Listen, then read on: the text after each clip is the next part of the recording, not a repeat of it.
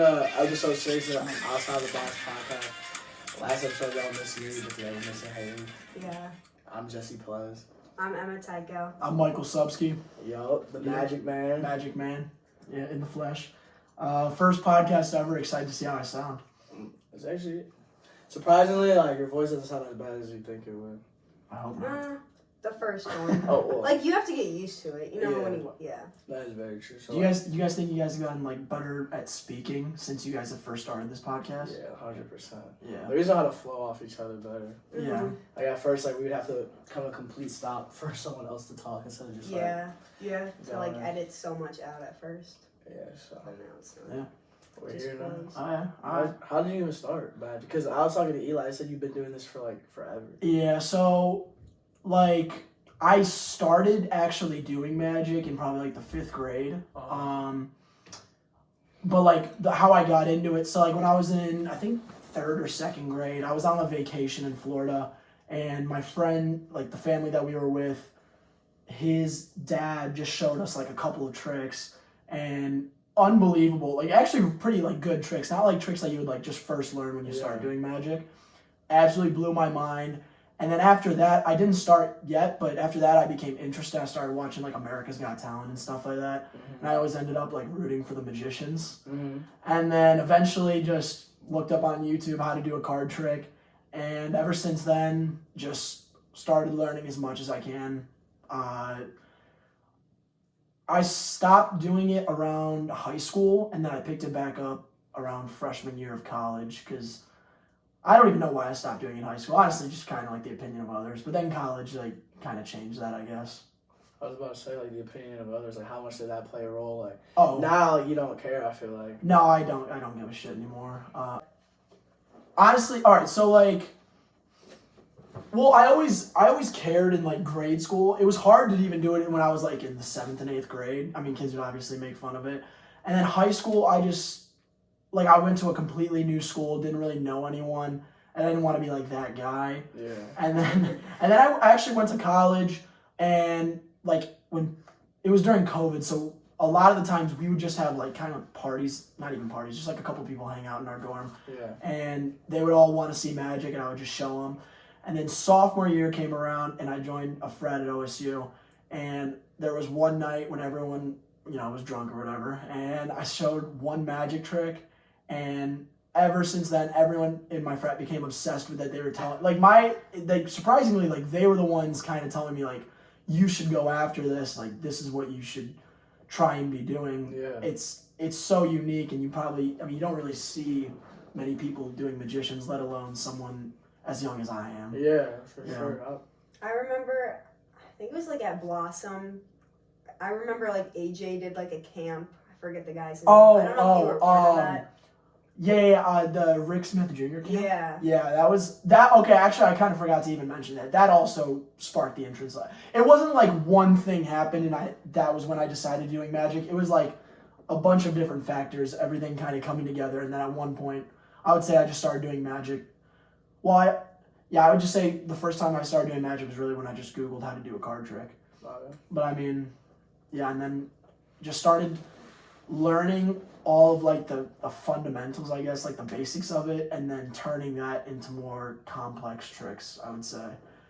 Because a lot of the stuff that you guys see on, like, my TikTok, like, that is about as basic as it gets, because I can't show, like, my actual good tricks on TikTok, because then people can just, you know, like the saying, like, you never do the same trick twice. Yeah. That really is true, because if I post it on TikTok, people will just watch it over and over and over until they can figure it out, and I don't want that happening. Eli mentioned, like, one time you would do it at home days. Oh yeah, I did a talent show. I think I came in 3rd. It was so, honestly, that was complete bullshit. They gave me, I had to hold a mic. Like, I had to hold a mic while doing magic, which is, you know, I need my hands. Yeah. I need my hands to do stuff. Yeah. And it's kind of hard when I have to, like, hold a mic. And then they tried giving me a mic to attach to my shirt, and, like, you know, home days, like, it's like the stage, and it's like, it's very far, like, all the tables and stuff. Yeah. People couldn't hear me. And it was just tough, because I was going to get up against, like, singers who could use, like, the mics, and people could actually hear them. Yeah. But I did a talent show, SEP at St. Ignatius. It was like a summer program, like the year before you go to Ignatius, and they had a talent show, and I won that, which is pretty cool. They were, like, I remember when I was auditioning, I got to see a couple other people auditioning for it, and one kid literally just, like, wrote, like, in a different language. He was like, tell me a word, and then he wrote that in, like, a different language. I don't know. I don't think they were expecting someone to come up with, like, an actual talent. Yeah. And I don't think that they usually do it, but they had me, like, perform for everyone at, like, the summer talent, at the SEP, like, show. And I was, like, the last one to go, and they thought it was pretty cool, I guess. I don't know. That was really, honestly, my biggest regret is not keeping it going. That is, that is like my biggest regret ever. But I try not to look back on that. You know, it's a tough scene. Because if I would have kept going, I would be so much bigger. So how big are you trying to get? Like, what's is this gonna be a career or like a side like hobby? Like what?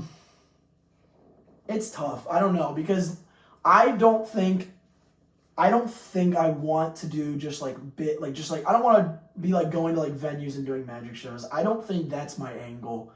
I think my angle is completely social media. Social media has changed the game. I'm sure you guys know that, right? Yeah. Like I don't like usually magicians when they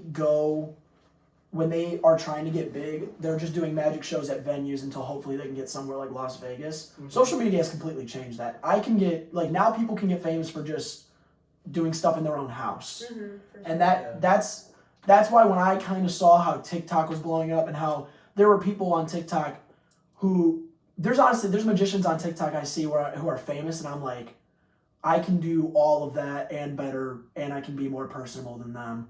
Mm-hmm. And that's what really kind of made me think like I gotta at least try. Yeah, like it's a waste of an opportunity if I don't at least go after it at least a little bit. Mm-hmm. And for me, like if I start something, I'm gonna try and finish it. Like anytime if there's a day where I like forget to post, like I honestly get like mad at myself. Yeah. Do you post every day? I try to. Yeah, I try and post like 4 times a day. It's tough. I watched a video on TikTok of a guy saying instead of making like daily goals, like make it weekly because like there are some days where you're just too busy. Yeah. Like you physically can't do it. So I've tried doing like a number per week, so like 20 videos per week. Okay. And that's kind of where I've been at. And I think last week I maybe hit that. I don't know. It's hard though to consistently post every single day. Yeah, we know, trust me. Yeah, we know. It's tough. And I'm sure you guys, especially since you guys are doing like 45-minute videos. Like I'm doing like 30-second videos. Yeah. And then you guys have to go back and edit all that. I know you were telling like that's tough. Like that's pretty hard. And to get like everyone free at the same time. About to say it's just like the scheduling, like it's hard to set days when everyone like is during summer has their own routine and everything. And then even when you do find a day when everyone's free, like Haley, like she's like sick. Yeah. It's just like stuff like that makes it tough. I mean, same thing goes with all types of social. I mean, any type of person who's trying to post on social media. I always struggle finding someone to just come film for me. Yeah. I'm always asking like Ben Spacek, and like Carson will sometimes come with me to film.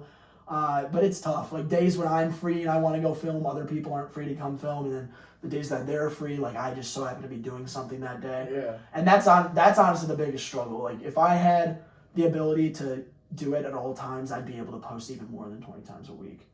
So like how many magic tricks do you know to be able to post 20 times a week?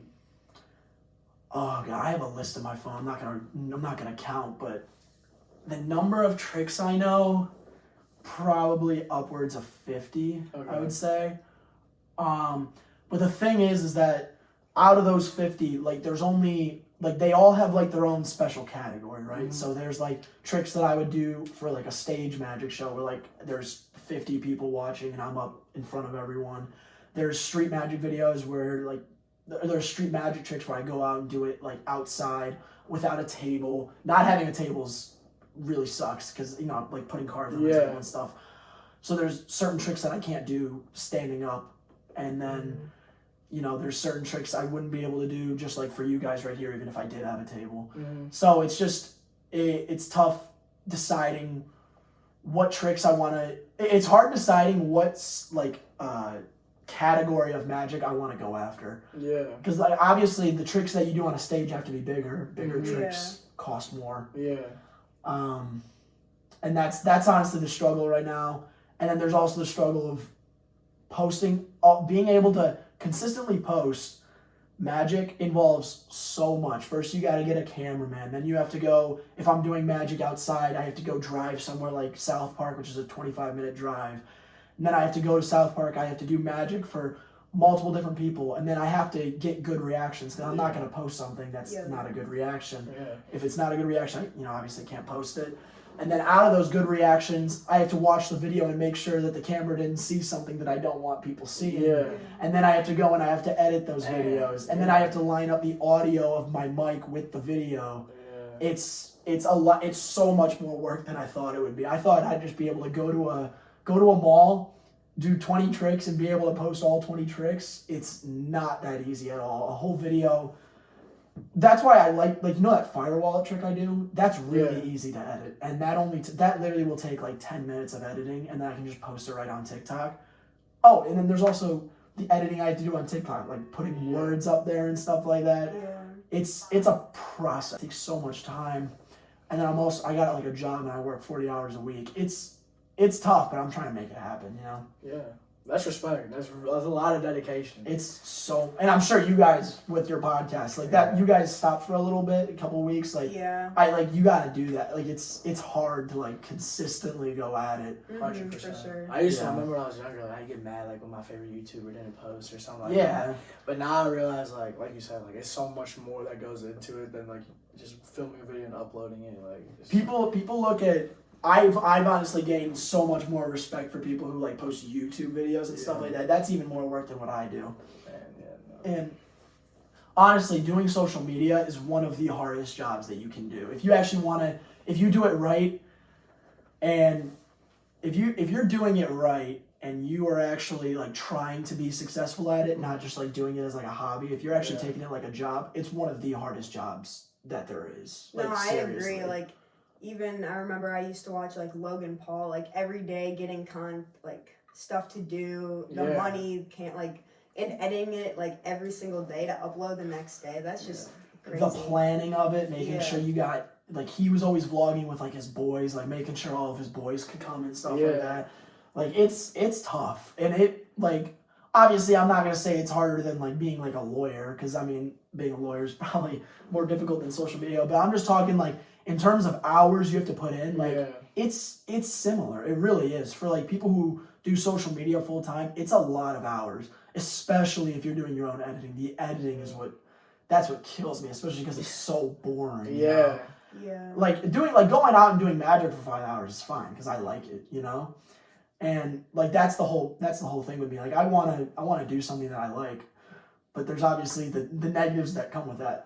Such as editing. You could pay like Eli like weekly to edit your video. You gotta have the money to do that. True, yeah. The cash is that's tough, but that's honestly that's what I'm struggling with right now with magic just in general. But I feel like those struggles, like when you endure them, like it just makes it more worth it. Because when you get those million views or whatever, you're like, oh, I deserve that. Yeah, it eventually pays off. Yeah. I'm not doing at least like a little bit towards what I'm passionate about every day.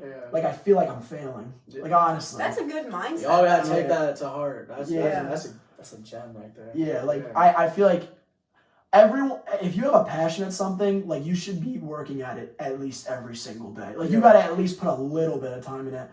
Have you guys at all thought about like taking this podcast to TikTok, like posting like short clips? Yeah, we were talking about. Yeah, I brought that up. I think that's a good idea. It actually is a good idea. We should imagine like I'm just like a 12-year-old like.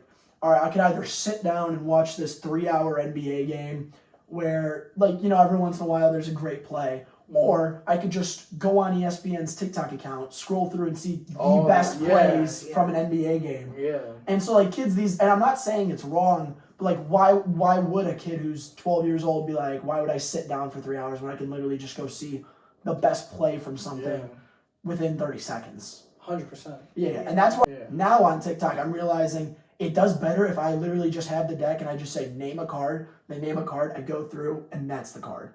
Because it cuts off time. Yeah. They don't want to see that beginning part. They just want to see someone name a card and just that's the card. It's a shame because Magic doesn't do well with quickness and just getting it done with. But if that's what it takes to get to get big on TikTok, I mean, I'm ready to do that. 100%. Do you have like, a lot of hate comments? Yeah. Oh, a lot of people like, oh, this is how. Oh my god, dude! Like, TikTok is by far and away the most negative social media app, by far. Like, really? Not even close. People rip you on that app. Like, so as I said, when I post on social media, I post easier tricks because I don't want people figuring out like my good tricks. Mm-hmm. And like, if I post an easy trick, like you can look through the comments. People are literally like, "This trick is terrible. Like, this was so shitty. Like, I know how you did this. You did it like this." Like. The only thing on my TikTok that gets positive reviews is the fire wallet because it's like a prank. It's like people want to see like the reactions, like that was funny as hell, and shit like that. Oh, was it? Wait, how much was it? 140. Oh, 140. Okay, hold on, I got another dollar. Holy.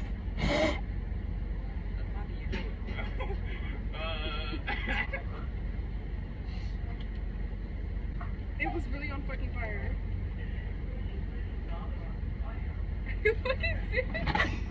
Like that's why I'm almost leaning towards starting to just post more of like that fire, like the fire dollar thing right at the drive-through. The only thing about that is that there is a little bit of risk, like doing it, like having like a fire light off in public. Is it actual fire? Oh no, it's a real fire. Me fooled. I thought, bro, damn. No, it's a real fire. It is a real dollar. A lot of people think it's a counterfeit dollar. But what people don't realize about a counterfeit dollar is that if anyone who takes a good look at it will be like, this is fake. Yeah. It is a real dollar. I can absolutely confirm it. It is a real fire. Yeah. Yeah. Legit. Do people like say stuff to you like if they see you? What do you mean? Like, do people like recognize me or like when they see like my TikTok or something? Yeah, but like if you're like at a party or somewhere and. Like, yeah. Every single party that I like go to, since it's like usually I'll know like a couple people there, and I think TikTok pushes more of my videos out to like obviously everywhere, but more people in my area. So like fire wallet tricks actually kind of blew up like a little bit. It got up to like 50,000, and then these last 4 days, like out of nowhere, it blew up again, and now it's at, I want to check, but I think it's at 210,000 now. Damn. This is actually inspirational. Like, just do what you love. No, I mean. It's awesome. Like once you work a job that sucks and you work it for like 40 hours, like me and AJ and I think maybe Tyler were talking about this. Once you work a job that's really shitty and you're working it like an actual job, like 40 hours, like you're not just doing like 20-hour weeks, like it really hits you that like you gotta do what you like actually enjoy doing. Like I honestly, my mindset has changed like completely. If you would have asked me like 2 years ago what success is, I would have told you making like a lot of money, like genuinely, like.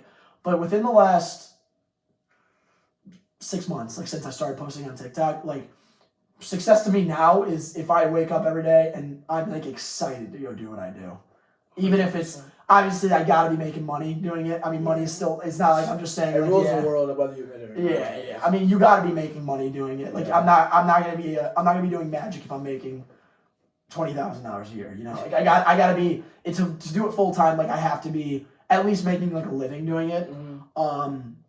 But yeah, waking up every day and just doing what you want to do. That's the whole goal. That's everything for me now. I definitely gotta put that in quotes. Yeah. And you have to have like a passion. Like we had Eli on. Like I think he's like so passionate about like what he does. I mean, even yesterday, like that was like crazy. Yeah. You want to know something? People. So like, in my frat, we do like interviews with like the new pledges and stuff like that. And one kid asked me like who like my biggest like role model is, or like who's someone that's like inspired me. Mm-hmm. And I literally told him like my Eli. Like I literally was like, dude, that kid like honestly inspires me. He does not give a shit. I'm about to say he's the epitome of not giving a fuck about what you think. Oh my god, he does not care at all. Like kids ripped on him, not really ripped on him, but like I feel like to do what he did with like filming and stuff like that, like to do something like that different, and for him to just literally not care, and he's never cared. Like he's never cared what people thought of him. He says whatever's on his mind. Like honestly, it's that school with him definitely showed that. Oh my god, yeah.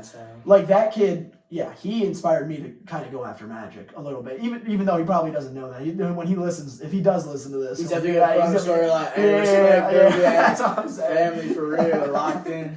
But yeah, I mean, he's definitely had an impact. That's why, like I said before, it was a bunch of factors to. Maybe Eli didn't have anything with me starting magic, but he definitely had somewhat of an impact on me coming back to it. Yeah, like the drive. Yeah, like 100%. I mean, it was a ton of things. And Eli was definitely a huge part of that. Well, while we're talking about Eli, I just want to give him much respect because what he did yesterday was very cool. At his age, well beyond his years. So very proud of you for that, bro. That takes a lot of willpower and just self-love and self-knowing to do that. Time, dedication, connections, everything. So I was telling him, like, dude, if you don't end up doing something with filming in sports, like you're screwing up, because he clearly loves it, and what he does, like, compared to what I do, like, there is actually like he can make a lot of money in film, like, no matter what. If he's good with the camera, there are people who will pay him to do stuff for him, unlike what I do. Like, people may pay me to do magic, but his niche is definitely much larger than mine. He definitely has a bigger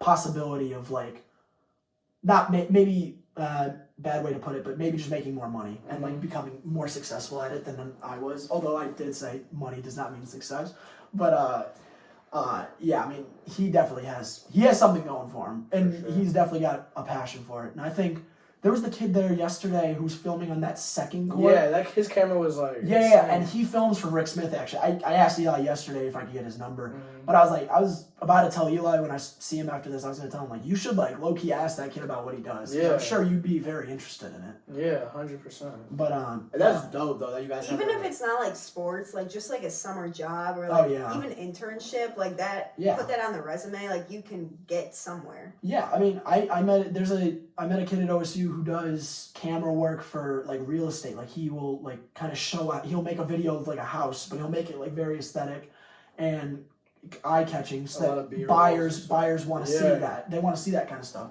Maybe Eli's niche, maybe he doesn't want to go after, like, real estate, but he could go after, like, marketing a product. Like, if he became big on social media, he doesn't want to do this, but I was telling him, like, I couldn't imagine a more perfect fit for him than, like, doing, like, you know what Cam Wilder? Yeah. Like, I think... What is it? He basically, it's just like this guy, he's famous on TikTok, and he'll just go to, like, an outdoor court or something like that, and he'll tweet about it, he'll post about it on Instagram, and he'll get, like, hundreds of kids who play basketball. He should totally That's what I'm saying. He's doing it with Scally B-Ball. He should start, like, filming and, like, doing stuff like that, but, like, for his own kind of sake, like, his own vlog. Yeah. Inspirational. But that's dope to you, because, I mean, obviously, like, you guys are close. Like, like, when you're thinking about yourself, you also think about your brother. So that's what I'm saying. It's very dope. It is very cool. I like it. I like the connection that we got, especially with, like, social media and just doing shit that we know everyone else makes fun of us for, but, you know. And that's like another thing that I've kind of been thinking about recently is, like, once you start doing something that you're passionate about, this is a positive and a negative in my opinion, but, like, you, like, realize who your friends are and who is not your friends. Like, you immediately, within, like, the last couple months, like, I've like taken a step back and I've realized, like, who the people are that I actually like and who actually have, like, my best interests. At heart. Yeah, but I don't know the saying, but like, cut off, like, a couple people that are very good friends of mine that just, like, were very negative and just very close-minded. Yeah. And, you know, that's it. At first, I was looking at it as, like, a negative, but I mean, at the end, it's a positive, 100%. Yeah, and, like, when you cut people off, like, if they don't, like, support you what you do, personally, I just think they're, like, jealous. Like, they didn't have the balls to go out and do something they love. Exactly. Yeah. Everyone's got a passion, but, like, it's just whether... Everyone has a passion, and everyone can be successful at it, but the thing that splits those from who succeed at it and who don't are just the kids who don't give a fuck about what other people say. 100%. That's the dividing point of those who do it and those who don't. Is just how it goes. I mean, anything that you're passionate about, people are going to shit on you for. 100%. Yeah. It's just whether you listen or you don't. Exactly. Yeah, you just can't listen. Yeah.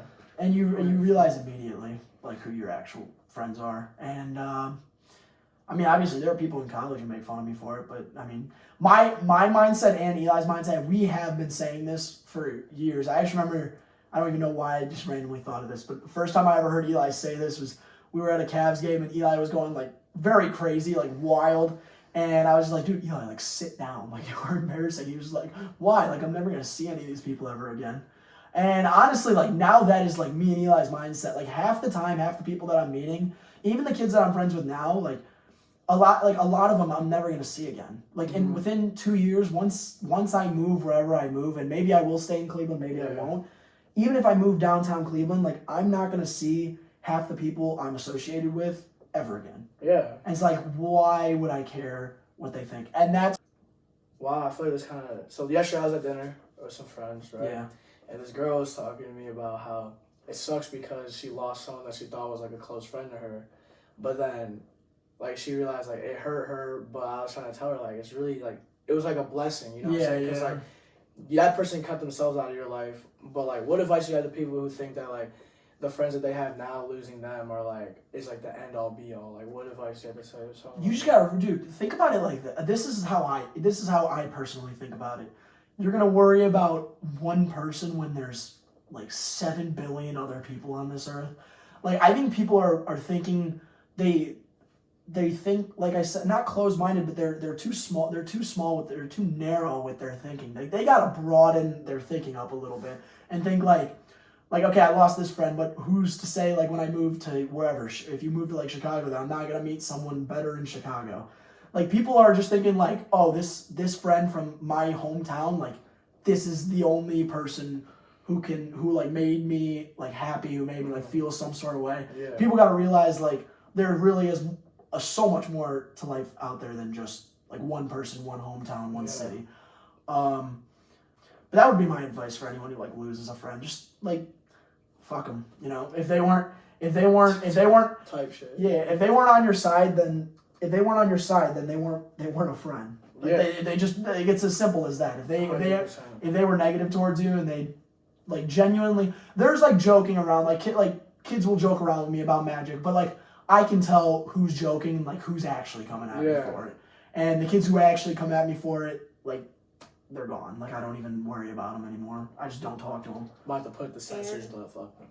Everything happens for a reason. Yeah. And like looking back on life, like I'm sure we've all lost friends, but as you get older, you're like, damn, I'm so glad I'm not friends with them anymore. Oh yeah. Like it's just like a blessing in disguise. Oh yeah, 100%.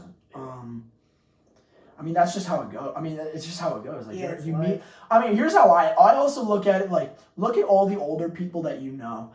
How many friends do they really have? Like, they don't have 20 friends. They don't even have 10 friends. It's usually just their spouse and then like two or three friends. Yeah. And what makes you think like you'll be any different? Like, what makes you think like when you're 30 with like kids and a family that you're gonna still be hanging out with the same with like a 20 friend group? Like I hope not. Yeah, like it's just like if all right, let's just say I have 20 friends and one's negative towards me. Am I really gonna worry about him when I know in the future of like 10 to 15 years, like I'm only gonna have 3 of them?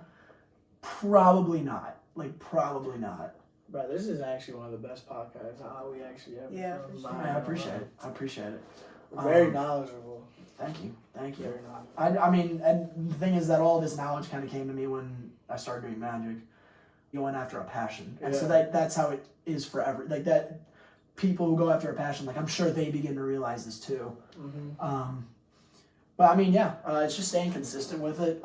And anytime I'm like asked, people will ask me like, "What's like your end goal with this?" I'm like, "I want to be making money on TikTok." A lot of old people, they'll laugh at that. They'll be like, "What the? Like that's not even a possibility." But that's because they don't understand how the world is changing. Yeah. Like they don't get it. They think you have to go to school. They think you have to go to college and then get a 9 to 5 and then just work your way up. That's not how the world works anymore. Yeah. 100%. The world is completely changed. Everything's getting automated. Like my major right now is accounting. I'm not saying accounting's going to get automated anytime soon because every business needs accounting because you know every business runs through money. Yeah. But I mean, dude, so many jobs are going to get automated. Like there's nothing a robot can do worse than a human besides creativity and just creativity. That's why the arts, like video production, Exactly. fashion designing, that's why all those things are like boosting right now. Exactly, Like, and that's why I tell Eli what he's doing is very, very, very good because Yeah. it's something that can never get automated. Like what he's doing, knowing what people like and how to do it is something a computer can't do because they don't know how they don't know like us, I guess. How to be personable. Yeah. Like a computer can't do that. Like Eli can, like we can. Like when you guys make a podcast, like you guys know what people like. You guys know, like you were talking to me, like you guys are shortening your podcast because you know that people enjoy a shorter podcast. Like there's just certain things that, like about pursuing something creative, that a computer just can't do. And that's why I think a lot of people are gonna realize this because, like as you guys know, technology is only growing at like exponentially. It's only growing faster. It sooner or later, like within like 5 to 10 years, especially, I don't want to talk about that because I don't know enough about it. But like when like the metaverse and shit like come like when it hits, like a lot of jobs are gonna become like obsolete. Especially when like AI, truck drivers are gonna be gone soon when Elon fucking takes them out of business. That's crazy. Yeah, I mean, so many jobs are gonna be gone, and people, it's gonna go like that, and then eventually people are gonna be like, "Why the hell did I go to college?" Yeah. If you're not going to college, especially like, why would someone rather have? All right, say you're about to get a surgery. Would you rather get it from a robot where it's 100% accuracy, or would you rather get it from like an actual doctor? Yeah. Like. Jobs like that, and I'm not saying it's gonna happen within the next 5, 10, or 20 years, but like, it's gonna happen. You just don't know when. 100%. See, I feel like I'd rather have a person. Yeah. Well, you'd rather have a person? Maybe for a doctor. I just like don't trust like technology like at all. No, that's Any, 100%. But like you can't see you can't like see it happening in the future where like there's just random robotic arms doing everything, sealing you up in within 20 seconds. Like, I mean, why would you have someone who like hands shake when you could have a robot who would just straight steady arm? I feel like I have an older mindset because even like Venmo, I don't have Venmo. I don't use like any online banking like that. I don't know. Like they can just take my money at some point. That's 100% true. Yeah. Yeah. I mean, I feel like for the personable aspect, I would want like a real doctor. But like, if I was getting surgery, I'd probably pick a robot. But if it was something not maybe now. Yeah. Like, in like future. Like, in the future, like if studies are showing you that like a robot giving surgery is just better than a doctor, like you're just naturally you're gonna stick with the math and you're gonna go with the option that's safer for you. Yeah. True. 100%. And I'm not saying any of this will happen anytime soon, but I do think jobs like truck drivers, delivery people. I mean, dude, at OSU, there's little robots that roll. There's little robots running around campus with your food. Like, what's even the point? Like, Grubhub drivers, DoorDash drivers, they're gonna be gone soon. Oh God, I keep on saying soon. They're gonna be gone eventually.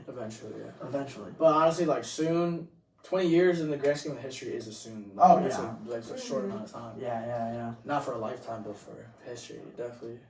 Consider soon. See, that scares me. What? Does that scare you guys? What? Oh yeah, of course, robots taking over. Like, what are humans gonna do? Like, we're just gonna be so lazy. I think there will be laws that say like what a robot. No, I think there will be laws saying like as like a society, like we just can't have robots doing like this specific thing because if this happens, then so many people are gonna lose their jobs. It's just not gonna be great for humanity. Yeah.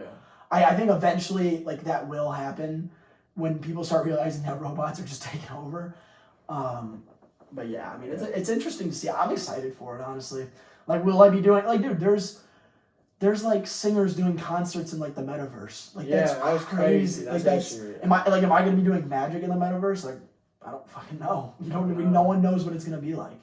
It's true. And that's exciting. That kind of scares me because I feel like a lot of people are gonna deflect their real life for their fake life. Yeah, no, that is also another kind of problem that might arise. People like. Can we pause? What's a Metaverse? This might be a really all right, so it's basically like a digital world kinda. There's like different types of metaverse. I'll just explain like sandbox to you kinda. It's like digital real estate. Like you'd be able to like buy like a square of real estate in this area, and within that real estate, like you can have like certain games, or you can have like concerts and stuff like that, and people in the metaverse can maybe like walk up to your real estate land and be like, hey, like I'll pay you to let me come into your virtual concert and see like Snoop Dogg or something like that. I don't know enough about it to explain it. Honestly, that explanation I might get toasted for. 'Cause No, that might I've be seen like a movie like that. Oh, like Ready Player One, or No. that's what Wait, a lot of maybe people. it was. That's what a lot of people compare the metaverse to. No one knows what the metaverse is going to be. That is a very terrible explanation of it, but that's the best of my knowledge to this point. I don't really think anyone can really give a good explanation of something because no one, like you said, no one really knows. Like No what one it knows. is. Yeah, exactly. This might be a bad comment, but why would you spend your money on that? Like, if it's not real. I think it's just people just wanting to be someone they're not, honestly. Yeah. Well, I mean, there's like. And people want to get rich. Yeah.